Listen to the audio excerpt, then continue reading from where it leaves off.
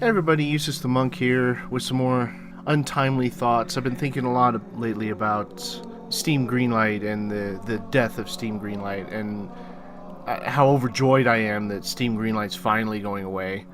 It's like Valve is finally closing the sluice gate of constant raw sewage coming into Steam. I'm so overjoyed that they're finally getting rid of it. I really loved it when it first came out. I really liked, checking out the games and voting and seeing, some really cool gems of games. And it was fun to kind of see which ones had Kickstarter programs, going on to their Kickstarter, seeing what they were all about.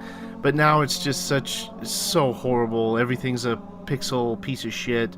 Everything's RPG Maker. Everything is another shit simulator. It's typical of what you get, I think, when you have kind of a laissez-faire attitude when it comes to being a gatekeeper for quality, and I think that's what Valve essentially has been doing with Greenlight and with other things.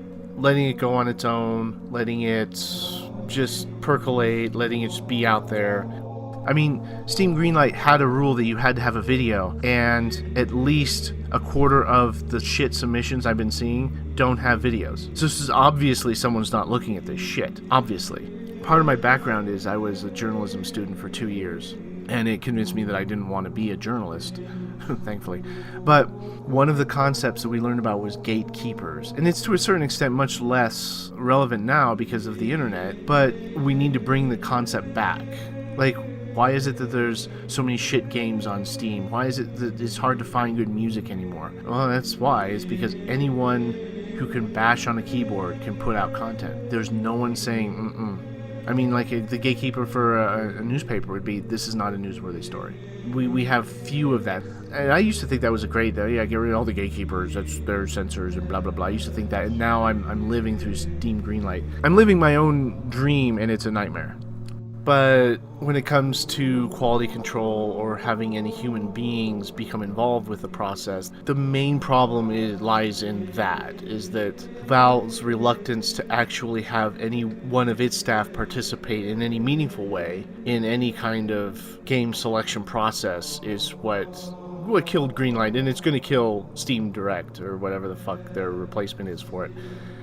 And it's already predictable because they're not willing to do, the main crux of what I've been thinking about lately, and what's been coming up again in my kind of thinking about the whole indie game scene, thinking about early access, particularly on the crux of news that Greenlight is finally going away.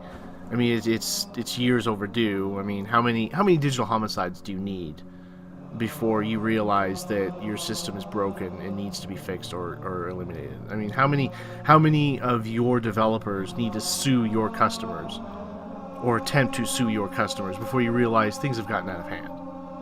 I mean, put Greenlight into perspective. Surely everyone by now is familiar with the whole digital homicide, imminent uprising debacle, suing Steam users for giving bad reviews of shit games.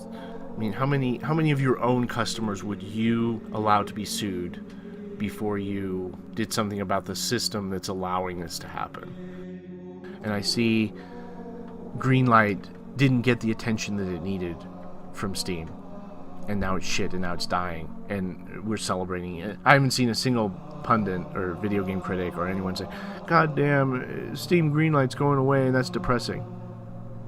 It's just fucking sad. It's good ideas that Valve is content to wipe their ass with. They don't want to hire people to administer them. It's just fuck. Anyhow, take care. More untimely thoughts.